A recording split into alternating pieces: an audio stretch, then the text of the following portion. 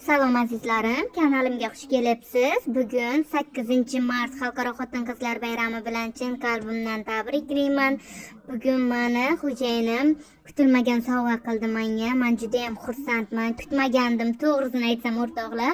Men ishga ketgandim, ishdan kelsam bular uyda yo'q, farzandlarim, xo'jayinim uyda yo'q ekan. Va ishlarimni qilib tugatib bo'lib ovqatlarni tayyorlab dasturxonga tayyorgarlik ko'rib bo'lsam, xo'jayinim kutilmaganda eshik taqillab qoldi va menga o'zini sovg'alari bilan birga kelishdi. Men Jvoy gulni juda ham yaxshi ko'raman va Jvoy gulni eng yaxshi ko'rgan gullarimdan birini olib kelgan va mana bu ayiqchalarni olib kelgan.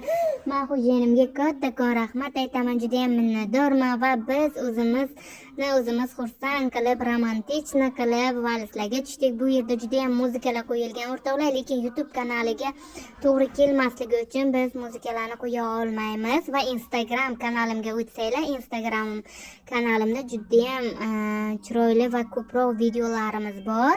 Instagram profilimizni YouTube nimasi silkasini qo'yib qo'yaman YouTube'ga. O'rtoqlar, o'shanga o'tib tomosha qilsanglar bo'ladi. Hammani 8-mart bilan tabriklaymiz.